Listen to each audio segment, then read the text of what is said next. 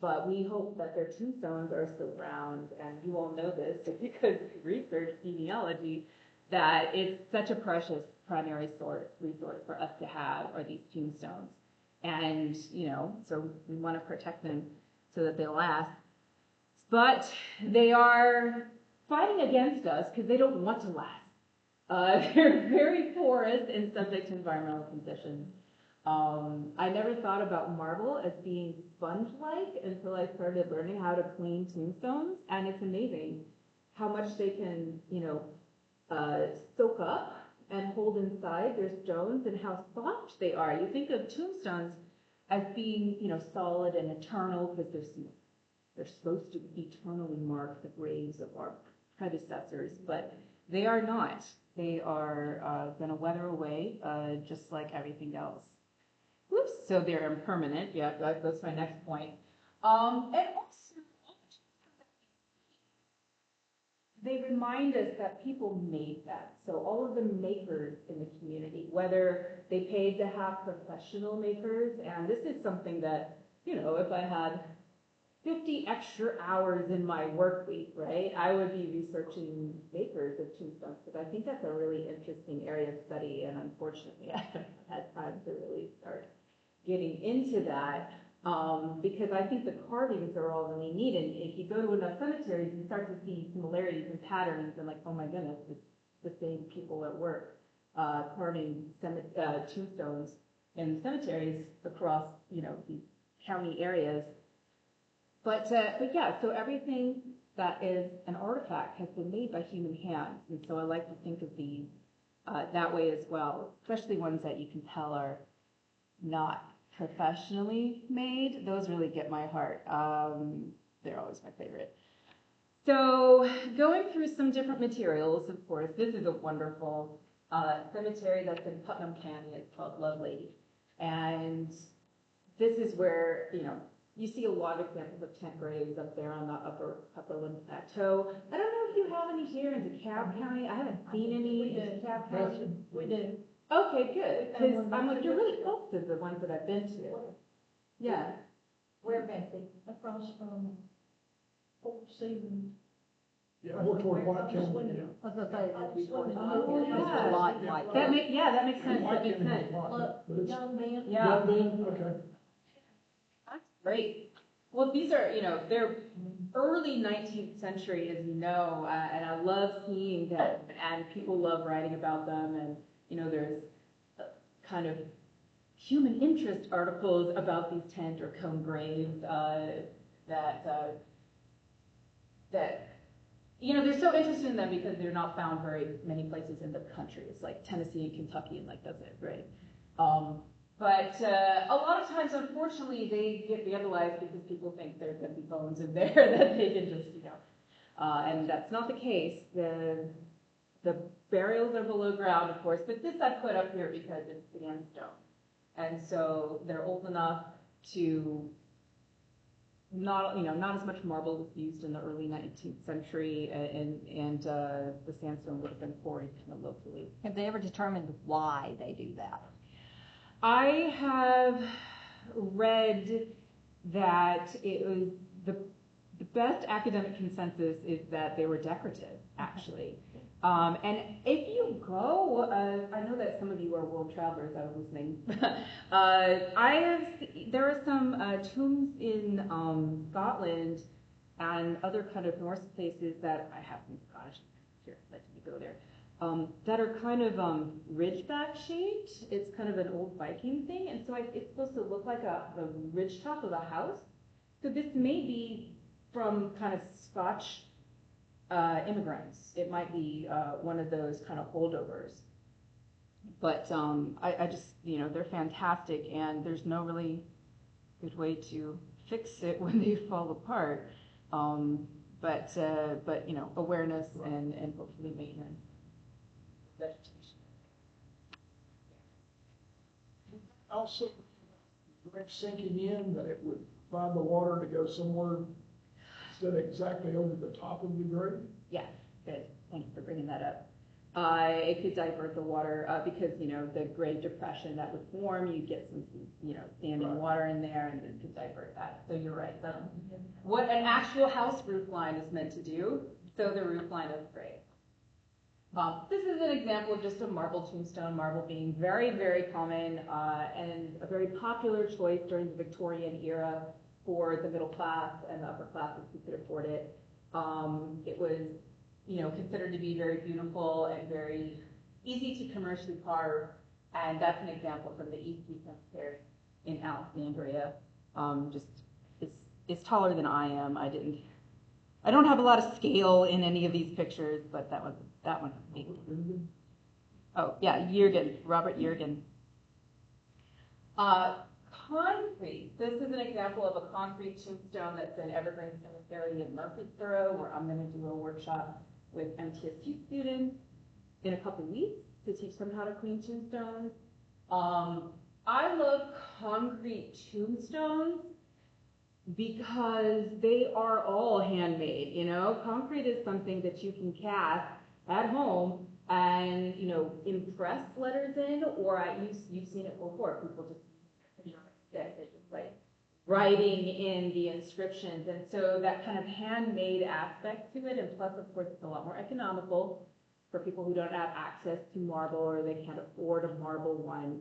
Concrete is a really easy way to get something in the ground, and for that reason, for socioeconomic reasons, it's actually very common in a lot of the early 20th century, mid 20th century African American cemeteries. And sometimes, this is an African American grave, but sometimes you'll see they'll press like tiles in it or marbles or things like that because concrete allows you to do that. And so I think it's kind of neat. It gives you kind of a canvas. But this has a professional carver's imprint in it, which matches the same kind of font that's on some marble tombstones. And then granite, which is the popular choice that everybody, if you go to any monument company, the number one thing they want to sell you is granite, right? That kind of took over from, marble, and it's harder, right? It's more durable, and the reason why we could use it starting in the later 20th century is because the technology for cutting the stone advanced, so that you could cut the harder stone and really personalize it. Here you have, a couple looking at a sunset. This is also from the African American Cemetery up in Alexandria, a married couple. Oh, sorry, I'll kill you. My gourds. Excuse me, that could happen. It's all right. But yeah, so granite, very, very popular now. I don't think it's been around long enough in most cases for us to see what the long-term, how it's going to really weather a lot of these things. I think we're still in the granite age right now. But yeah, so this is talking about materials. And of course, there's so many other materials to be found in cemeteries besides just stones. Of course, funeral home markers are another thing that I really like to see. They're meant to be temporary, but so often they become permanent. And for many reasons. And sometimes they'll be metal plaques. Sometimes you'll see like a boulder or something in a metal plaque, which will have all the information on it attached to a stone, which is very, very fancy. Or even metal structures. I've seen kind of things that look like lawn ornaments, but are actually tombstones. And of course, wooden, ceramic, and other kinds of materials. So let's look at a couple examples of those. So here's an example of a ceramic, picture that is not uncommon. I'm sure you've seen millions of these. And it's kind of interesting. I used to think that it was attached more to different ethnic groups. Like you see there's a lot with like Eastern European immigrants to America. This is actually an African American lady in Murfreesboro. You can see that the rain has caused the materials to drip, and it's different when it kind of goes down under there because, ceramic set into this marble. But yeah, so those pictures are a really interesting thing that I think are, people love to see those, you know, and. I did not realize they used pictures that far back. I thought that was a more recent Yeah, idea. yeah, but it's actually, it's actually fairly old. And the new thing to do is to laser cut the portrait straight onto the granite, you know? But yeah, I actually have an example of a modern ceramic picture too. So it is, yeah, it is new and it's old. Here's an example of one of those handmade concrete tombstones where the marker, like they didn't pull out the funeral home marker, they left it there. And that's an African American example, and you see these more often in African American cemeteries, and again, that's a lot because of socioeconomic reasons, because the temporary had to turn into the permanent. But also there's a really strong tradition of funeral home connections in African American communities. The funeral home director was a very prominent member of the community, and so those families were really important. And so I think that the funeral home marker may have had a bit more importance in African American communities. But here's another, okay, so here's an example where they just, instead of just leaving the temporary one to become permanent, they embed it into concrete.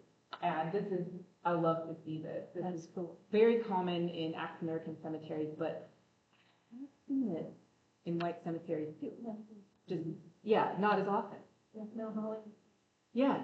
So I love that idea. Like, well, okay, we've already got this metal plaque that has the name and the dates on it. Let's just sink it in. And so I think that's very practical. And yeah.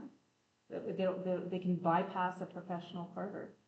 Now, here's an example from Alexandria where it's a World War II soldier. Sorry, it's kind of blurry, so I can't read his name. Billy Porter. You know, okay. Cemetery. Everything else. Okay, I just took this picture the other day because I really loved it. I love the way this shows his picture when he was a young man, because I looked at his death date. He didn't die as a young man, but they're using his. It's wonderful. I love that they still have that there. Okay, now this is in southeastern Rutherford County, and I forget the name of it, but it's attached to a church. It's an African American cemetery, and I love this tombstone. You can see it's cinder block and a metal ball. And I can't remember, but I think that the members of the community told me that he was a bowling fan, or maybe I just am remembering that because I think it makes sense. I'm not sure, but yeah, I just think this is an interesting combination of materials. This is in Humphreys County in a Catholic cemetery there, St. Patrick. And you can just see it's got a lot of grave markers, grave goods with it, including, you can't quite see because it's blurry, but shamrock. So St. Patrick's Cemetery, you know, it kind of makes sense. So that kind of people leaving things on graves, that contributes to the materials that are part of the burial. It's all material culture. Oh, this is a wacky, non-ordinary example from Vienna, Austria. But I like it because it's an example of glass that's been etched. So you can see that it's kind of glass piece that has this picture on it. He was a pop star. His name was Falco, and he did like Rock the Amadeus in the 1980s. Anyway. And of course, a lot of fans have come and left grave goods down, candles and teddy bears and things like that, portraits. But so he has like the stone obelisk with his, you know, stage name, and then he has this rounded glass piece. It's kind of like a window that you can. It's just really neat. That was really fun to see. Okay, so materials. Now we're going to talk about shapes. because that is an inherent feature in, a tombstone. So, of course, there's so many different kinds of shapes that there's none of us have seen all the shapes that there are out there, right? It depends on what the material will allow and all the different kinds of cultural traditions that go in. Now, of course, there are a lot of traditional ones that you have all seen before. And what's interesting with these kind of modern granite markers is, if you look at a cemetery that has a lot of more recent graves from the past 30, 40 years, they're all the same shape, right? The granite block, marker is just kind of got that slight little swell on top, and it's usually pretty rectangular, because that's what's being sold, by places that create them. You don't have a lot of small, bespoke monuments being created. You do, though, sometimes, and those must cost a lot of money, and it's always fun to run across them. But it's kind of interesting the way that the shapes are very traditional because they're easier to cut, and it's what we put on them. So the etchings that are on them now are becoming more and more personal, even if the shape is staying very traditional. So, yeah, I've just said. So this is an example. I was just in this cemetery 2 weeks ago. It's Mallory Cemetery off of Mallory Lane in Franklin. So this is just a block away from the Springs Galleria.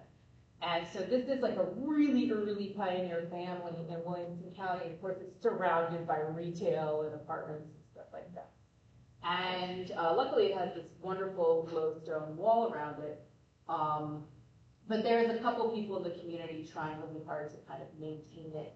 And it's got these wonderful, really old shapes. So you've all kind of probably seen these before, the kind of pointed ones that are derivative of these head and shoulders ones. Those are among my favorite because they really denote that kind of the first half of the 19th century. So when it comes to Middle Tennessee, that's as old as we get. So I'd really like to go to the oldest ones in the cemetery first to kind of get an idea of how it evolved over time. So those are the really old traditional shapes. And then, of course, your regular traditional good old tablets. Now, these are all inset straight in the ground. The bases come later. The bases are more of a mid to late 19th century thing. So this is a tablet on a base. It may have originally not been on a base, but sometimes you can't tell. That one, it says mother on the bottom, so maybe it did. And so sometimes, originally, it would be that slot that they'd be set into, but now they're just set on top of the base, which it makes it really easy to separate them and for them to kind of scoot off, especially when the ground changes shape and it sinks in one part, which is one of the biggest things that needs fixing in tombstones. I mean, in cemeteries, I'm sure you've seen some of the biggest is the stones becoming separated from the bases and sliding off. Excuse me, Yeah. my husband's, and he wanted an old-fashioned tablet type like that. But they had pins in the base. Yeah. And Pin. yeah, That's a good so, solution. Yeah. So it's there. Yes. Some do, most Some do, yeah, and it depends too. Like with the thinner ones, like this is a thin tablet, so you'd hope they'd have pins in them. But like the really thick granite ones, now they don't have pins because they're so thick on the base. They just use gravity. But I have a good example of the pins later as part of my story. Okay, and so we're still in Eastview because I spent a lot of time in there last week for a different reason. And I just thought this was such a neat shape. I don't see this all that often. It's like a derivative of that head and shoulders, but now it's just like a bump, these kind of little tiny ears almost instead of shoulders. And then this really lovely old triangular pediment top on the tablet. That's just lovely. And then going back to Johnny Scales from Murfreesboro. That's a really well-known name in Murfreesboro. They were a funeral that's been very active in the Black community there for decades and decades. But But so this we have, obelisk with that kind of pediment, pyramidal pediment on top. So there's all sorts of different styles, and just, like I said, there's no way I'm gonna go through everything, and there's probably no way I'm gonna show you anything you haven't seen before, well, except for the Falco grave, but yeah, and then of course we have these, the regular obelisks, which I know that we've all seen, very popular choice for the mid-19th century. That's because of the Egyptian revival craze in architecture coming out of, at the end of the Napoleonic Wars, you had a lot of Europeans in Egypt discovering on their amateurish archaeological excavations all these wonderful Egyptian temples at the beginning, the late 18th, early 19th century, and starting to publish pictures of what these places look like and the architectural features of all these great, Egyptian temples.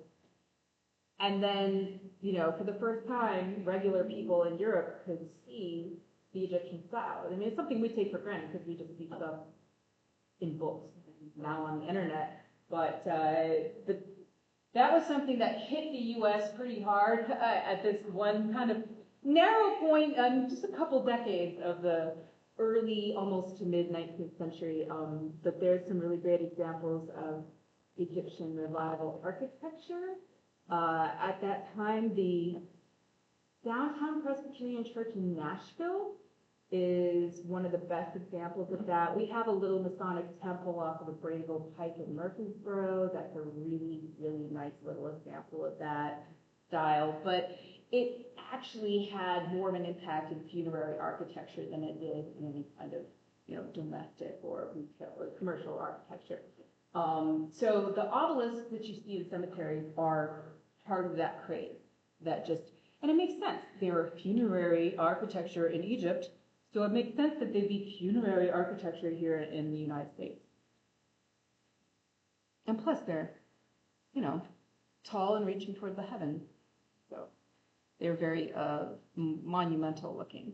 Oh, and I brought copies of this. Again, nothing new for most of you, I'm sure, but the reason why I brought copies of this is because this is not available online. Other kinds of things that I could share with you, I can just send you links to those.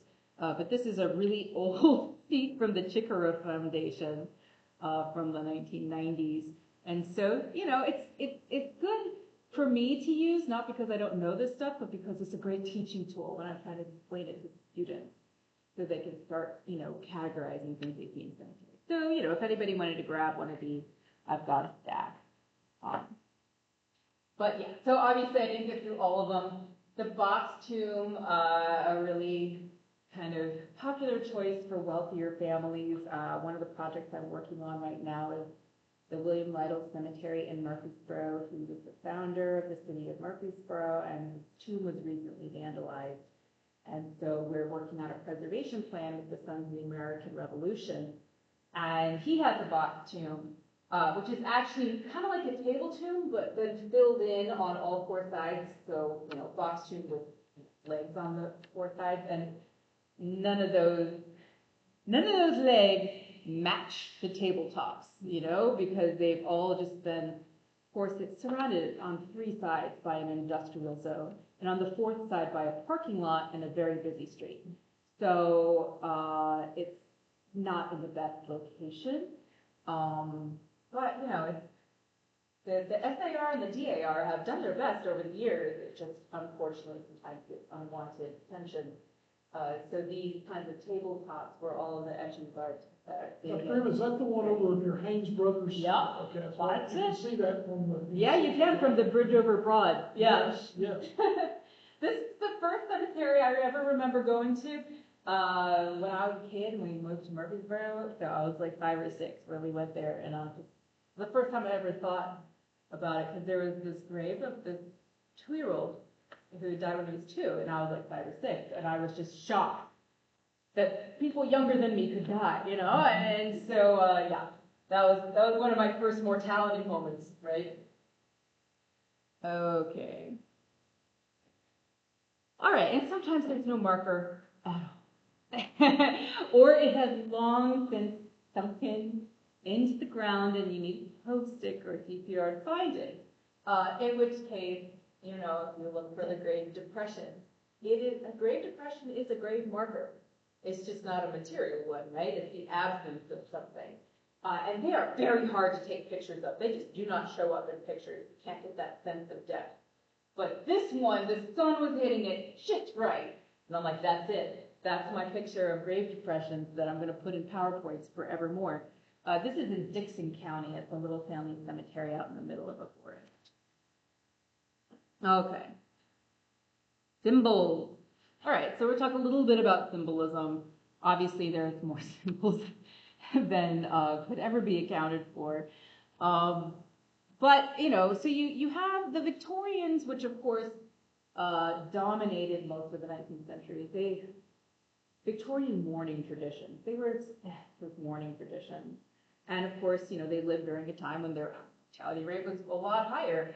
But the difference is that all of their symbols were traditional. They weren't heavily personalized. So you'll see the same thing just spread across, you know, tombstones and cemeteries and counties and states. So we have this whole bank of symbols that we can pretty much understand that they would have meant the same thing in one cemetery that they do in another cemetery a few hours away. That has changed because of the highly personalized nature of a lot of tombstone carvings now. You know, I think my cousin's tombstone has a motorcycle engraved on it because, right. But that's not a symbol. That's a representation, right? So, you know, you'll see things that picture of what it actually is. That couple standing in front of the sunset, that's not a symbol, that's a picture, right? It's a representation. And so I think that we're moving more into a representation phase and away from the traditional symbols. Although you still have a lot of, you know, praying hands and flowers and that kind of thing. So in a way, I like to see that there is a continuation of a lot of symbols. Thank you for handling that. I know I'm so sorry. It's being very high maintenance tonight, isn't it? Being very touchy. It just came out of the box with a new wrapper. It should not be doing Oh that. my goodness, so it's brand new. It's Brand new. Wow. Okay. All right. So I told you that the reason why I go to Scotland is because I do a study abroad trip there. So every other year I take MTSU students to Edinburgh, and of course I drag them to cemeteries. And so these are from two of the historic cemeteries in the city of Edinburgh. I took this picture so I could send it back to my young daughter. I brought her teddy bear with me and I took pictures of it in various places. So that is Harriet at Greyfriars Kirkyard, and then this is in Old Calton. But here we have very traditional symbols. So you've got your skull and crossbones, the memento mori. Remember, we're about to die. All of us are going to die. And then it kind of gets less and less intimidating. And this kind of looks like a Muppet, I think. But then you have the winged death's head that kind of grows out of that. And then this is the style that transposes to the United States. So you see that in the northeastern part of the United States. And then by the time we get into the 19th century in places like the southeastern United States, it's more like an angel cherub head with me. We don't have any of this kind of stuff down here. That was a little bit before our time of settlement. We are more highly represented with the Victorian symbol. So this again is from Alexandria. I like this one because it's a vase of flowers. And it has so many different types of flowers. And of course, they all, you can look them up, and they all mean something slightly different. But so we've got like a lily, a calla lily, we've got like a rose, we've got a daisy. And, flowers usually mean grief, loss, purity, love, eternal life. So a lot of virtue, right? A lot of the kinds of things that we want to think about when we're thinking about our loved ones who have passed away. Then we have the drapery. Again, the Victorian drapery is symbolizing mourning. and also the veil between this world and the next. And so I like seeing those. And here's the one from the beginning, from the African American cemetery, where we have these palm fronds. That's very common, especially in African American cemeteries. And then you have these weird kind of highly stylized flowers with 4 pointy petals, which I tried, y'all. I could not figure out what is that? What kind of flower is that? But I have seen that on other African American tombstones, along with those palm fronds. One thing I thought was kind of neat, she died in 1923, and the other tomb that I saw this same motif on was from the 20s, but it was from Bedford County. And I think, the way it's kind of square like that, to me it has a little bit of an Art Deco look to it. Maybe I'm reading too much into it, but I think for the 20s, it kind of fits the artistic style that you see at that time. And the G is her last name, which is Gordon.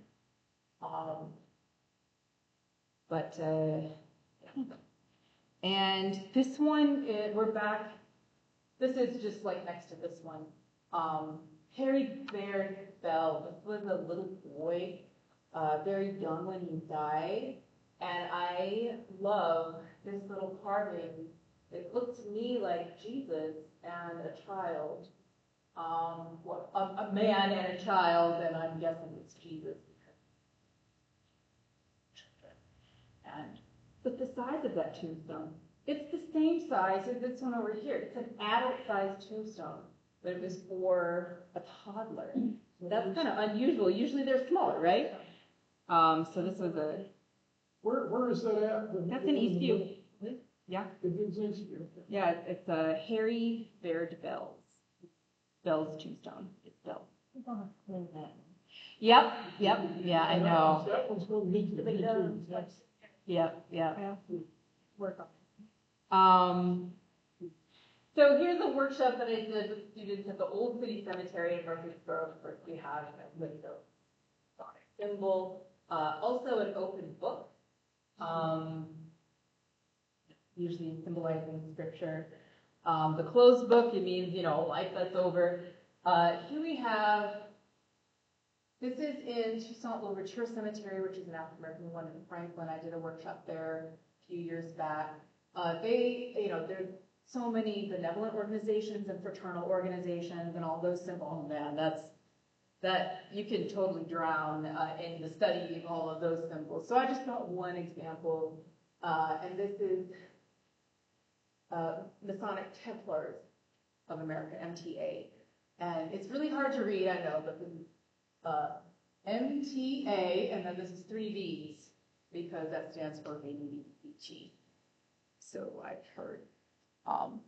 But so, again, this idea that you want to show something that represents your life. And also, so many times these organizations would be formed in order to help people pay for burial and tombstones. And so it's like, all right, well then we're slapping our emblem on that because that's what paid for this. So, hey, it's a good deal, I think. Well, and they were probably a member. They were definitely members. And a lot of them were members of more than one of these, They'd hedge their bets, or they'd just be a part of all of them the way that we're part of a lot of different civic groups ourselves. Okay, and so here's a couple modern examples. These are from that St. Patrick's Cemetery. I like this train, but again, not a symbol. It's a picture of somebody who either worked for the railroad, because the railroad goes straight through McEwen. Yeah, I'm pretty sure this person worked on the railroad. But sometimes, it's people who like trains, right? And so, and then we have, this is a young man, and he's holding what looks like a lasso. And, but yeah, he died way too young, and they have one of those ceramic pictures of him on there. But then you also have this very generic praying hands motif, which I see that everywhere, right? And the funny thing is I was in Nuremberg, Germany this summer, for other reasons, And I went to the Albrecht Dürer Museum, and he was, an engraver of the 16th century, I believe, and he did an engraving of these kind of praying hands that became really famous and became almost like a stock image, and this is based on that. So through many years, it's kind of morphed from, the 16th century even, to be just, still as popular now, which is interesting. Ooh. Oh, this is back in Scotland. Because one thing I love about looking at the cemeteries in Scotland that are from like the 17th and 18th centuries is that they tend to name the person's job and the symbols related to that job. And so this person, you may not be able to read it, but at the top it says Captain Thomas Gray. He's a ship captain. So he's got a ship there. And then, of course, you have these kind of grotesque little, things. But then they also have tools. But yeah, then you also have the bulbs. But yeah, and it's also, there's two other people very rich. There's always more than one person on there. Oh, and of course, his wife. And they would just fit as many family names on there as they could. But I just, that ship one is, that's in Old Kelton in Edinburgh. Okay, so I want to talk a little bit about epitaphs, because they're neat too. Of course, a lot of them are very formulaic, right? Sleep in Jesus, or, gone but not forgotten, and those kinds of things where we just feel like we need to say something, but we're not going to be original about it because there's no need to be. This is serious, right? But why have an epitaph in the first place? This is a bit of a rhetorical question, so I don't have to answer it, but it's just something I always think about, is why is there a last chance to either think about what the dead person might want to say, or that we're saying to that dead person. So sometimes it's one and sometimes it's another. So this is from that cemetery with the bowling ball looking grave. So let me see if I can use this. His life was full of good deeds for others, although not a member of the church. Yet he earnestly sought pardon and forgiveness of all his sins in the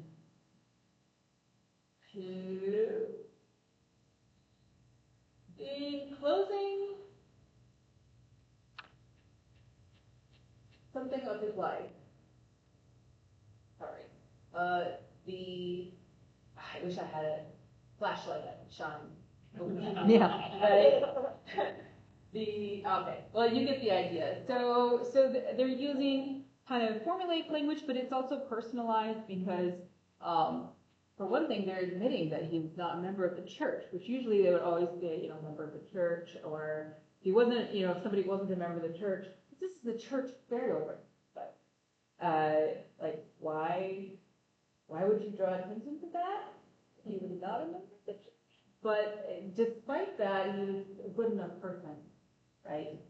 So virtues, obviously, you want people to don't speak ill of the dead, right? Especially on a tombstone.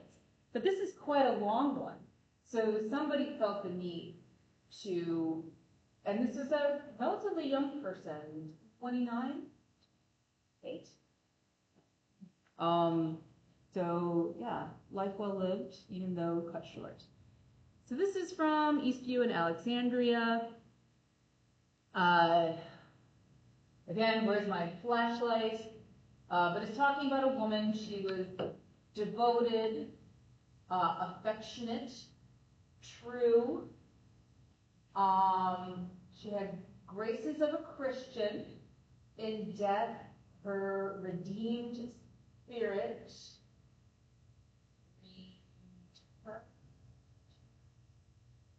God who gave it. Thank you. These are actually kind of clearer on the PowerPoint than on the wall. But yes, so belief in God, your faith, the statement of faith, and we see that again. It's very, very important, obviously, because you're going to meet your Maker at this moment. This is lovely. I've seen this a couple times, again, in African American cemeteries where, you know how the lamb is usually a symbol that you see on an infant tombstone? And it's relatively small, and so I thought that sometimes when you see these for adults, because the family couldn't afford a larger adult tombstone, that's kind of my guess. So they bought an infant's tombstone and used it for an adult. That's kind of what I'm thinking. This person is definitely far from being an infant. But yeah, because the lamb is supposed to be purity and innocence, right? Oh, I wish I had those. We loved him, yes, we loved him. But Jesus loved him more. And he sweetly called him to yonder shining shore. So that would be fit for an infant, right? I've seen things like that on baby graves too. So this is an adult grave, but they've got this. This may have already been carved along with the lamb before they put the name and the dates. And it could have been a really handicapped also. Could have been, yeah. I didn't think about that. Yeah. I mean, that works for an adult, yeah, but it's kind of interesting. This one, where is this? Oh, this is in Bedford County, the Singletons. This is in Fairfield, close to Moortrace. So this is from a family that had means and money and education. And I love this. There is no death. What seems so is transition. This life of mortal breath, but a suburb of the life Elysian, whose portal we call death. And if that sounds like it's from a poem, you're completely right. It really was for Longfellow, because you know, back when she died in 1900, people couldn't Google that. Only the educated would know, right? But now I can Google it. And I was like, oh, okay, Longfellow, good. That saved me a whole lot of time to track that down. But yeah, but I have seen that before, you know, different snatches of poems or stanzas from hymns. Again, this kind of understanding that you're speaking to a certain audience of people who will get what that means. But also this idea of transition into the other world. So we're helping these people make the transition to the beyond. Okay, now this is from Smithville Cemetery. So this is Joel Evans. Mary Evans' parents. And this one is very straightforward. He loved and served his fellow man for 30 years in the United States Congress. So it's highly personalized, right? It's not formulaic, but it's also, it's kind of simple. And trying to ring out what he was trying to represent as a politician.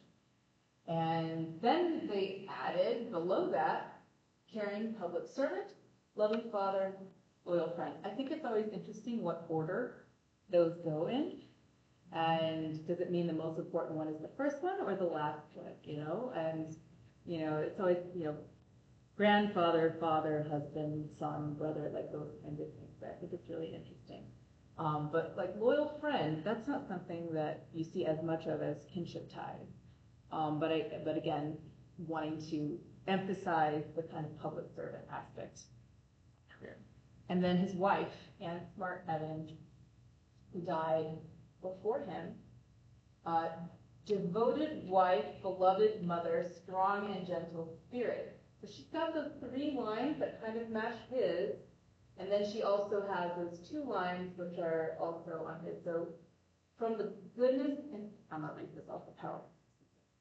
From the goodness and kindness within herself, she brought out the best in others.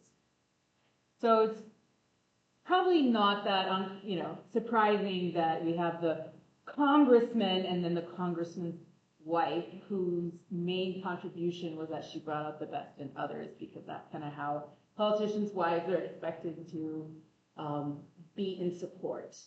So she would have brought out the best in her husband, which is hard for a politician, right? Okay. All right, so caring for and caring about tombstones. I think those two go together.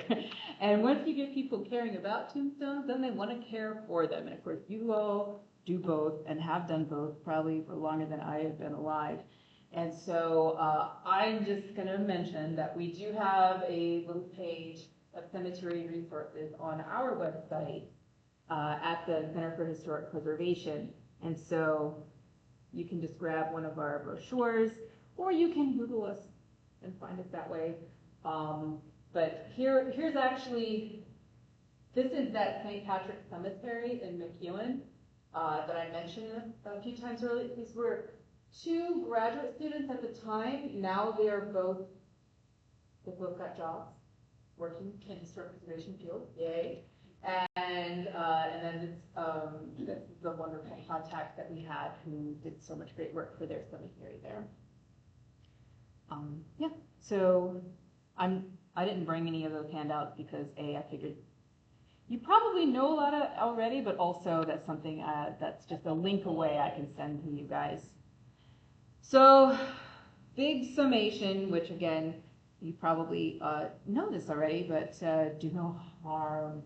Just like a medical doctor, do no harm.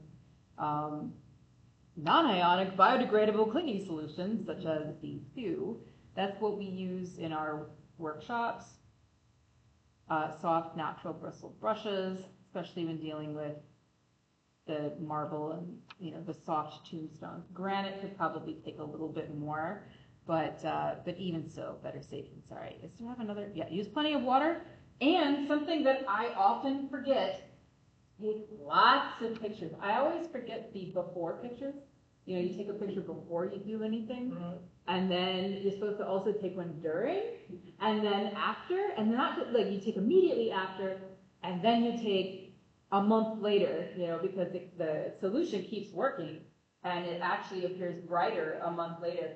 This is the during shot. You can see the studs from the D2. This is during the Smithville workshop.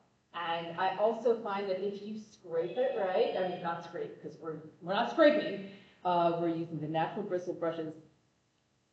Sometimes you can get those inscriptions to show up better than any other time. So that's another reason why I take those pictures during the cleaning process, because sometimes that's the easiest way to read. And I wish people knew that instead of using like shaving cream or flour or chalk or anything like that. Those kinds of things, they may not seem to have an immediate impact, but in the long term, there's chemistry that I also don't understand, just like I don't understand geology, but somehow now I have to learn these things as a historian, because chemistry makes those things will stay in the tombstones in a way that will erode them after. Where did you buy D2? I'm sorry? Where did you get the D2? Good question, because it's actually not easy to find.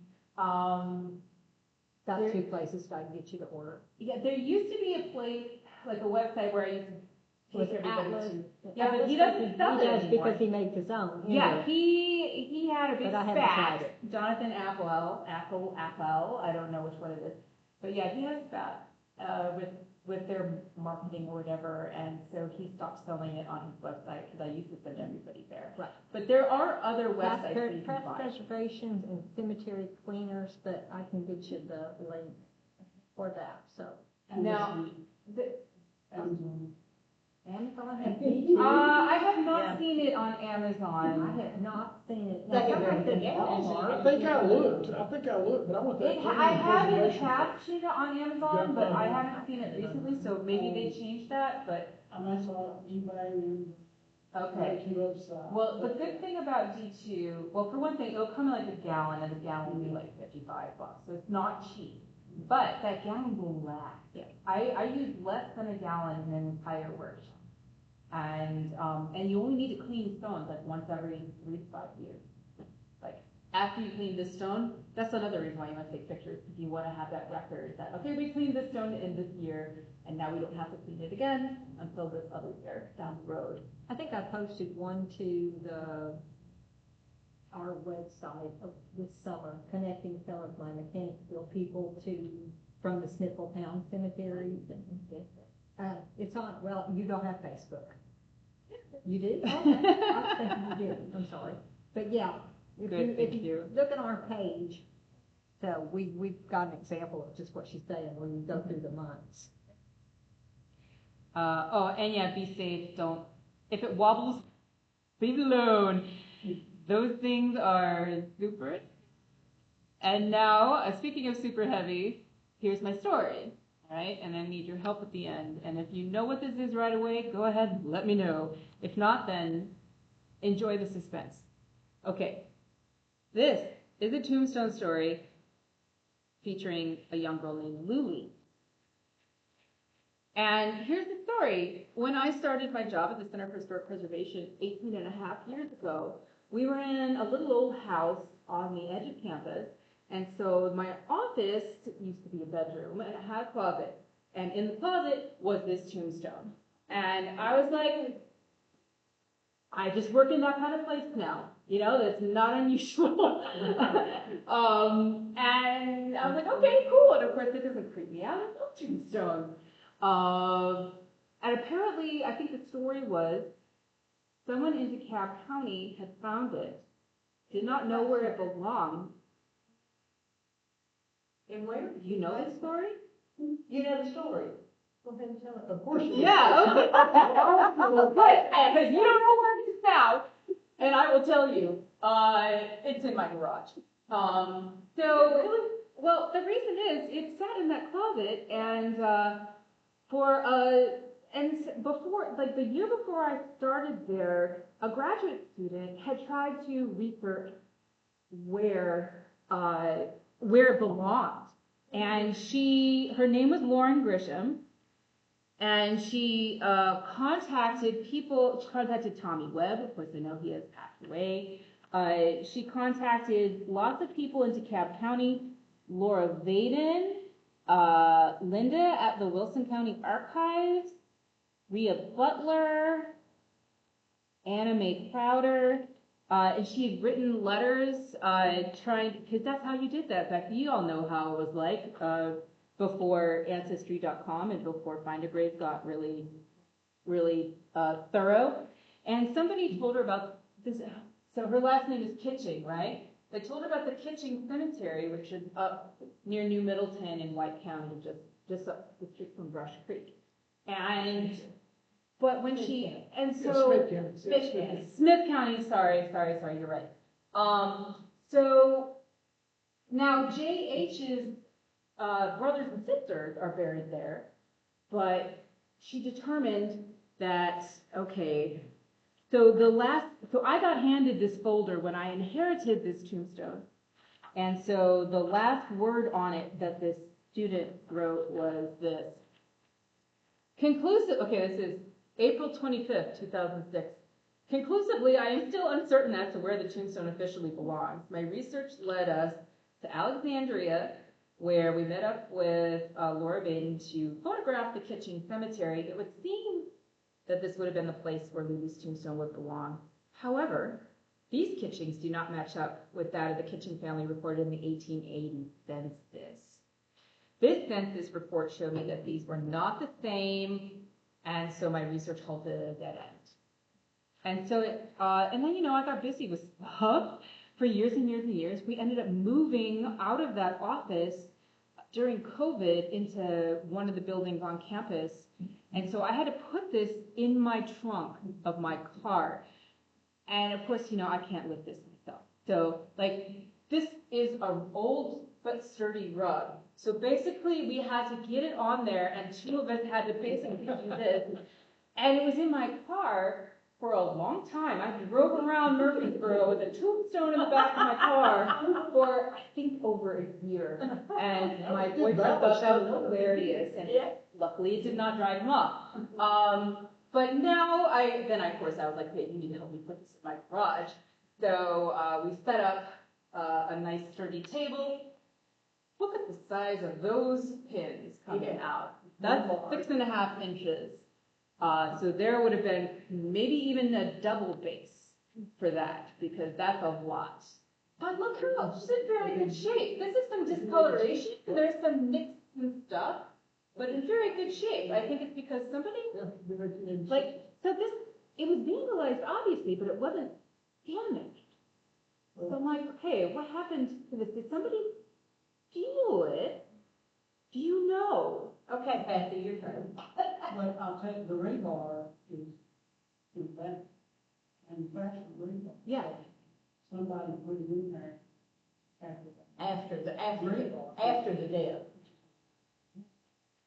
Had a story like that back several years ago in County County, somebody bought a house down Fort Snow's Hill, and there was a tombstone in the basement. And of course, they took pictures of it and floated it all over Facebook, and Darcy Cripps from Alexandria actually identified it, that it belonged to Mountain Zion Cemetery at Timbertonic on the hill. So Oh my goodness. they had put a new one up, but nobody knows how that one got in her basement. So there are some kitchens, but that name, last name buried at New Hope in Alexandria. Freddie Opal Kitchen was stupid. Yeah, it's Opal. Yeah, it's Opal, I remember And That that. was her story. Well, I'm not done. There's down behind there in the woods, that used to be Smith County. So So it's- I put this off for a number of years. There's so many other things on my desk. And then I decided, okay, it was, I don't know, I had a spare half hour, and I'm like, I'll just take a look at this. In the space of 20 years, again, like Ancestry.com and FindAGrave.com improved so greatly. It took 20 minutes, and I had an idea of where it belonged. I'm like, and this took this grad student, like, you know, a month of trying to talk to all sorts of people to find out. So, all right, this is where I was talking about this. Okay, so how it's going? Of course, she's not in Find a Grave because nobody knows where her tombstone is. It's in my garage. But her parents and siblings are, and I found them. So she belongs next to her father, J.H. Kitching, and he's buried in Eastview Cemetery. So I went to Eastview Cemetery. Now, of course, you know how interesting this cemetery is. For one thing, it's 3 different parts of a cemetery district that my boss, Van West, put on the National Register a number of years ago because all 3 are really big campus. Rhea, the Alexandria historian, official historian now, Rhea Baker, they used to own where the African Americans. Where the blue circle is, Yeah. they owned it. And they did that to the city of They did. Alexandria. Well, that has been used for African American burial since right after the Civil War. And it was like, for a long time, wasn't it like the only place where African Americans could be buried in Alexandria? Until somewhere around 1968, according to Rhea, and then they started at the Dallas Cemetery. Yeah, right. That sounds right to me. So this is a really, like all 3 of these places, for instance, Shade Chapel or Seas Chapel, tell a really great story. And you can't tell what you all know, that it's on top of the hill and you go down the hill on Cemetery Street. So I was like, okay. I took a grad student with me, and I'm like, we're going to find J.H. Kitching's tombstone. And so findagrave.com has 2 pictures of it. This one, which tells me that it is slanting because this is the ground, but also that this is a CSA tombstone. I'm like, okay, good. It means we know exactly what shape and size to look for. It's Confederate soldier tombstone. It also needs to be. But you can see that embossed shield, the inset shield, and it says Lieutenant J.H. Kitching, Company C, 4th Tennessee Mounted Infantry. Union. So then it would have been Union. Okay, sorry. Because yeah, there were Tennessee units that fought for the Union Army, right? And so this was the other picture. And here is his. And so basically, I printed out these 2 pictures, and we just went around the cemetery. Like, where did it match?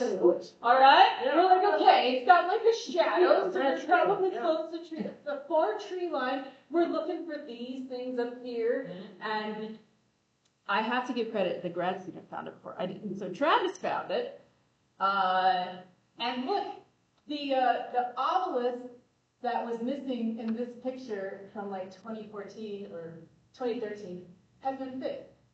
Wow. I was looking I was like, that can't be it, that's got novels, right? But so here it is. Here's J.H. Kitching, and then here's this little piece right here. And I'm like, okay, what's that? All right, and here's a view of them. So this is from the west looking east, because of course they're facing east. And then this is from the east looking west. So you've seen this picture before, but that's not the outlook. So this is J.H. Kitching, and what's that? Well, it is, I believe, her foot. That's just my belief. I can't prove it. But what do we want it to be true? Because the initials match, the shape matches, and of course, with a footstone, a lot of times it would echo the shape of the headstone. But my question is, all right, why is the footstone in line with her father's headstone? Like, wouldn't her headstone have been here and her footstone have been there? Because if somebody stole the headstone, Yes. they moved the footstone. That is what I think. Exactly what I think, and I'm so glad that I'm not the only person to think that. Yes, well, I'm going to tell you about it. Yeah, but if it knocked it over, you would think that it would have damaged it, but maybe it knocked it over in such a way that her tombstone could have fallen and the main part escaped damage, because we're like, okay, where's the base, right? So now we're looking for a base, but because it's so close to this giant magnolia, you know how it is with trees and cemeteries, all the little stones that kind of get pulled out of context, or when somebody's mowing, they just chuck them up next to a tree. So there were tons of these little stones up next to the base of this tree, including this one. I was like, Travis, put your finger in there. Is that like a place where a metal rod could have gone? But the stone to me did not look shaped, cut clearly enough to be that base. And plus, we were like, okay, where would the other hole have been? And because I knew the exact distance between the two metal rods on the tombstone, it did not fit the shape of this. And I'm like, that's probably not the base. It's probably something else. So my question is, which one of you would like to inherit the tombstone from me? I will deliver it to your house, and y'all can figure out what to do with it. I think it ought to go back at Eastview. Thank you, Barry.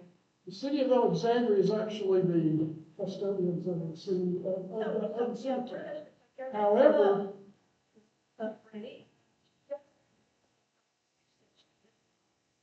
So I will need dates off of her. They do find a grave. Excellent. I will send you all these pictures and more. I'll bring you the tombstone. All of it. Let me ask a question. Was there a footstone for the father's grave? No, It's there's not outside. a footstone for the, I'm sorry, It's outside, yeah, on it's out the door. Right. it would be JHL. but where? That's right. Yeah. Or JHK.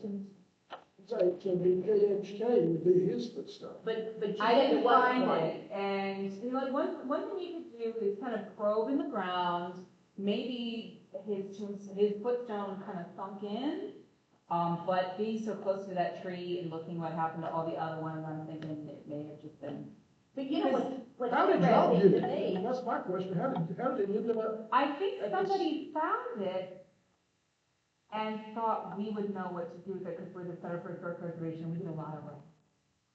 But you know what I'm wondering is, she died in 1881, right? Yeah, I think so. I think it was 1881. And as Barry said, that's rebar. They didn't have rebar.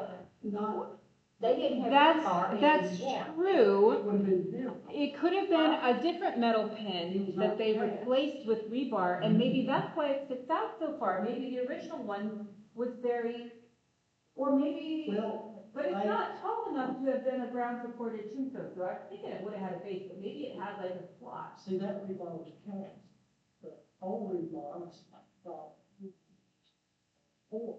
Yeah. Okay, something else. No, thanks for bringing that up. And her father's tombstone, the photo from Find the Grave was taken in 2013. Mhm. It says, John Wagner said, leaning face forward where it barely can be read. So that indicates that that tree limb probably fell on all those.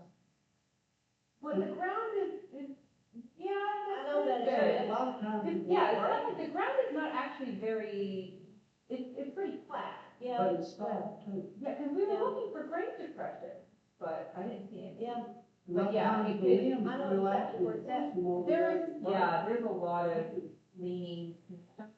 Yeah, So they're I like, all, and of course the trees, yeah, trees are in the whole enemies tree. to, they're wonderful friends to cemeteries, but enemies.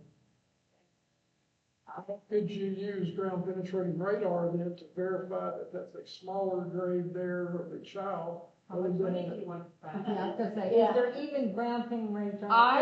No, well, actually, for historic preservation, and that's. We don't have any, Not yet. you gotta go to Zeta Law over in geosciences. I have folks there. That's an inexact science. Right. You meet a lot of Yeah, different that's things. what I was thinking, though. They don't have, But y'all don't have the GPR yet, right?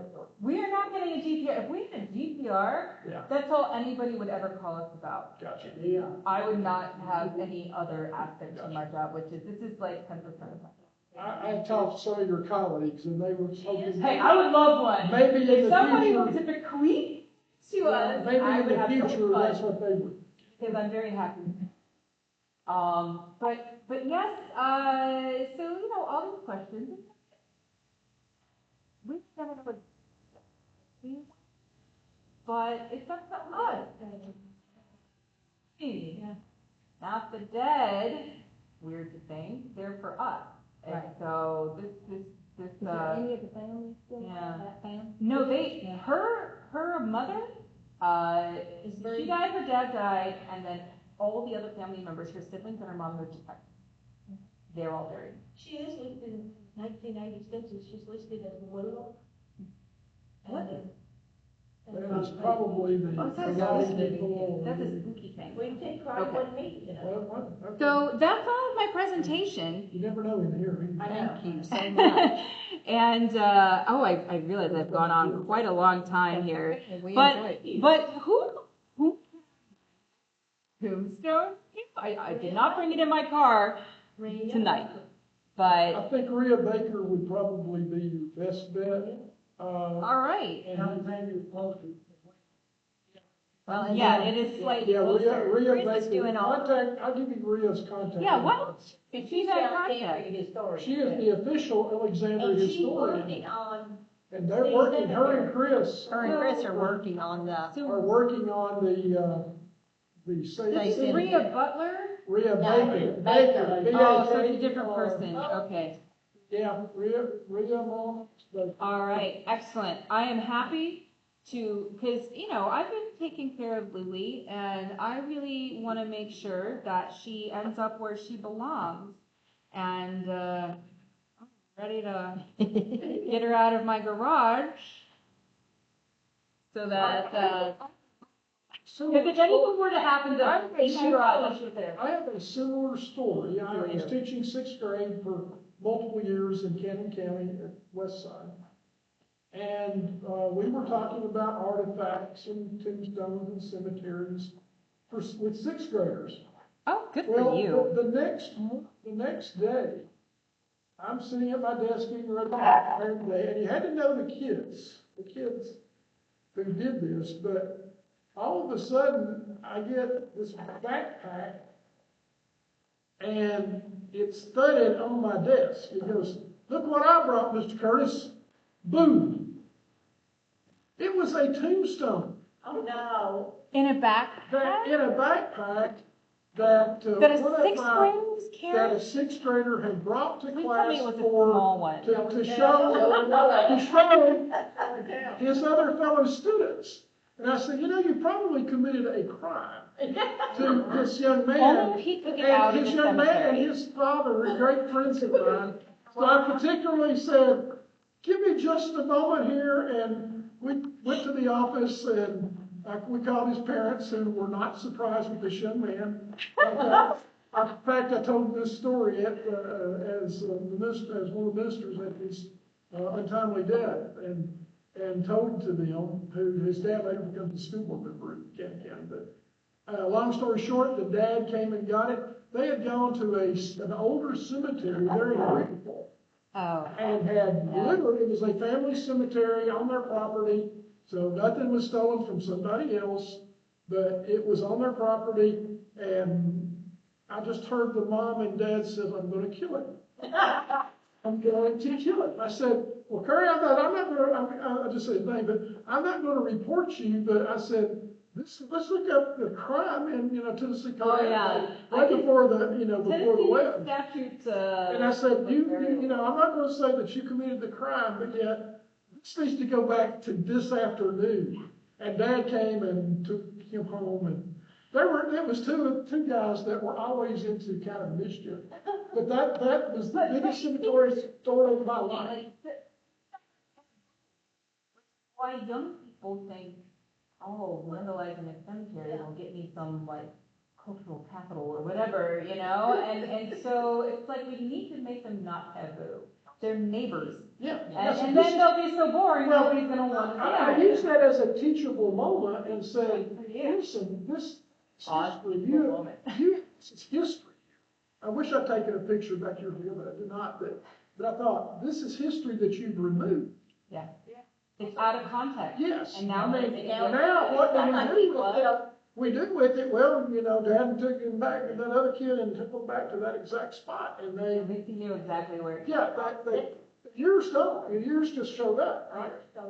That's like in archives, they used to not be quite so picky about who they let in, but I can remember years ago, I could go into the Smith County archives down in the vault, and because they saw me all the time, they knew they could do it. Yeah, but I was in there, and I was looking for something, and somebody had of course I called somebody had razor bladed a couple pages out of an old ledger, middle 1800 ledger, and it's usually, it doesn't have a frontispiece, or it doesn't, it tells you something, but if you don't have all the other stuff with it, it's like, I know. but yeah, it does. People. Yeah. That's all you can say. Well, that what can occur, and I think kids need to understand, this is looking at a legacy, a people, an artifact. Would you do this to a veteran? If the answer is no, then you shouldn't do it to anybody's. You need to speak. Call or an email, and I will be happy to set up a time. Here's another idea. Somebody goes up there, somebody in the family hospital, the tombstone's down, broken, whatever. And they take it out to get it prepared to put it back up. That rebar is 20th century rebar. Yeah. And they may have actually drilled and put the rebar in so it would stand up. Right. And then whoever was fixing it died. Yeah. It's in a barn for years. I see there's a story here. This is my great-great-grandfather's Oh, laying in my backyard right there. In your backyard? It's in my backyard, it's Edward Robinson. I love that. From the Edward Robinson Cemetery in Dallas. I don't know where he's buried in the cemetery. His wife may have an 18 stone, it may be down. This one's broken, actually, I have not. broken across the bottom, broken into 3 pieces. So Willie and Martha Banks, who own the cemetery at the time, own the property, had it in their barn probably to get it fixed. Yeah. They're both dead now. I don't know where the grave is. Maybe this winter I'll talk to Tiffany and see if I can get in there and probe around, see if I can find a matching tombstone or the base. Probably tell the